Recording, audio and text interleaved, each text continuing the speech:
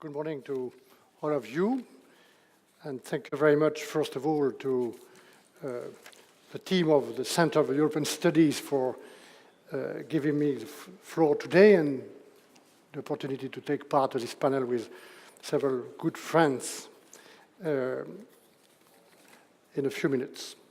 I was this morning in this seat to listen to my friend Alexander Stubb, the Finnish Minister for European Affairs and Trade, and in his very engaging speech, Alexander invited us to shift, he said, from Oli's agenda focused on governance to Michel's agenda focused on growth. In fact, if I am frank, the point is not to shift from Oli to Michel's agenda, despite the fact that Oli is a liberal and that I'm EPP. We should go hand in hand, because I think that good governance and growth go together. And this brings me back to the title of our panel, ladies and gentlemen. Banking sector, finance and regulation, a strong pillar for the real economy. But as I see it, financial regulation is not just a pillar. It is the foundation for the recovery of our economy. There are two reasons for this. Number one, we need financial regulation to restore stability and protect workers, businesses, and taxpayers for another financial crisis. And secondly, number two, we also need financial regulation to spark growth by ensuring that households, SMEs, local authorities get the financing they need. And the challenge here is to achieve stability and growth at the same time. This raises three questions. First one, can we transform the financial sector in a smooth way and avoid the bumpy ride that we had in Cyprus? Number two, can we achieve stability without hampering growth? And number three, can regulation even actively contribute to fostering new investments and plant the seeds for new growth in Europe? Ladies and gentlemen, dear friends, I think the answer to these three questions is clearly yes. But let me come back to each of them. First, can we transform the financial sector in a smooth way? On financial regulation, we have made huge progress in the latest weeks.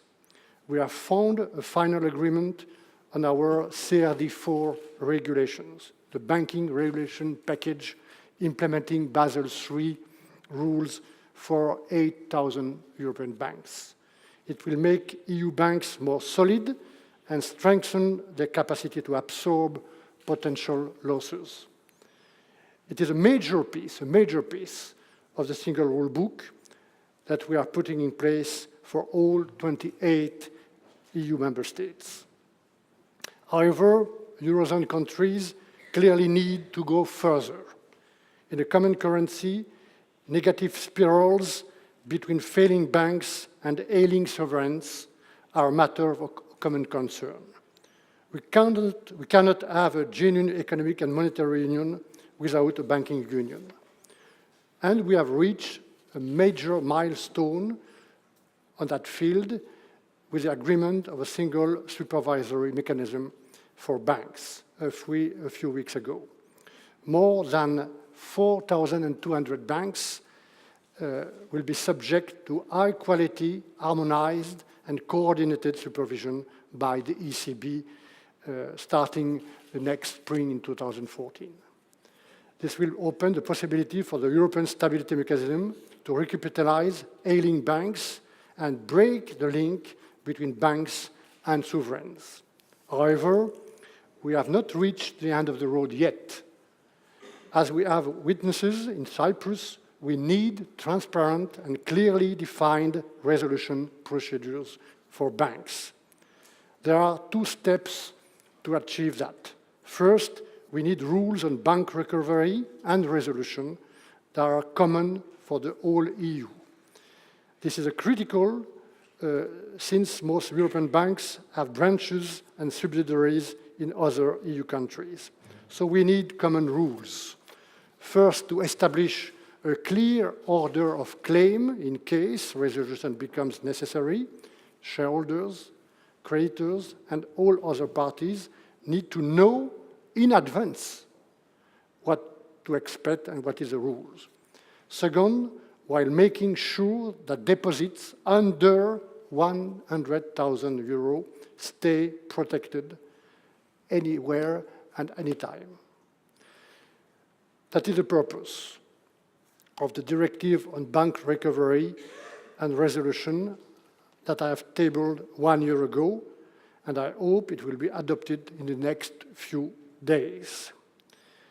For countries belonging to the banking union, we need to establish a single resolution board and a common resolution fund that will constitute the single resolution mechanism this summer. And this will considerably reinforce stability. I'm working hard with my team to present these proposals in the next weeks. And this is a critical step, ladies and gentlemen, dear friends, to address the current fragmentation of the EU financial markets that Oli mentioned a few minutes ago in the previous roundtable. The second question is, can we achieve stability without hampering growth? The scale of reforms in such a short time frame is unprecedented. And that's the reason why I can perfectly understand fears and some reluctance on the part of some financial institutions in Europe. But let us not forget that it is the lack, not the excess of regulation, which pushed Europe in the worst crisis in its recent history. This is why I've presented and worked and put on the table of the Financial Minister Council of the European Parliament for the last 3 years this chart and these 28 new regulations for financial services and to implement in Europe the G20 recommendation, so that at the end of the agenda, and we are not yet there, no actor, no territory, no product, no market can escape supervision and fair and clever regulations. Besides, avoiding negative impact on growth is our top priority. For example, our CRD4 proposals have been carefully fine-tuned to avoid banks reducing their lending to the real economy, in particular to SMEs, which are highly dependent on bank financing. We are also carefully assessing the need and the nature of reforms of the structure of the banking sector, and our goal, following Erki's report, is to identify carefully and address any outstanding systemic risk. Let me once again, at this stage, thank Erki for his work and his wisdom in making these proposals a few months ago. And finally, it is a third question, can regulation even actively contribute to fostering new investments and growth? New capital requirements, supervision, and resolution will bring back financial stability. This is the basic conditions for sustainable growth. But this is not enough and sufficient to restore what Europe needs most: innovation, competitive industries, modern infrastructures, and green growth. Europe needs a functioning single market. The single market is my very strong conviction, our first asset. And this is why I've proposed with my colleagues of the Commission the Single Market Act 1 and 2 in parallel to my effort to restore stability in the financial sector. It is my second chart. You know, if you put these two charts together, I will give you, for each of you, if you put the two charts together, you have the totality of my work for the last 3 years. But also the work of the Minister and the European Parliament, because I need for each of these regulations the final agreement of the two legislative branches. But coming back to the Single Market 1 and 2 that Alexander mentioned in the opening speech, we have, following the Monti report, tried to define 55 concrete proposals to improve the single market, to improve mobility, innovation, export, investments, social entrepreneurship, venture capital. And we have delivered 50 of these proposals, which are just right now on the table of the Parliament and the Council. And when I'm speaking about very concrete proposals, I can speak about, for instance, the European pattern I've proposed 2 years ago, and which just have been agreed. And it is a huge progress for the competitiveness of business and innovation, but also the e-authentication, which is a key to improve invoicing, e-commerce, or the digitalization of the public procurements, or the simplification of the public procurements, and so on. And for me, this agenda, this chart, and this new regulation to improve the single market is as important as the first one on regulations. The second condition is that we need a part single market working well, on a better way. We need long-term investment. Fortunately, we have strong assets in Europe, including high levels of private savings and foreign investment. Yet many factors are holding back long-term investment: general corporate risk aversion, a lack of confidence of both savers and investors, and scaled back lending to the real economy. We need to change this situation, and we are going to change this situation.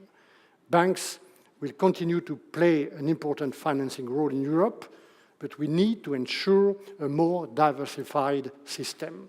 First, we need greater involvement of institutional investors, such as insurance companies, pension funds, or development bank, as a complement to commercial banks.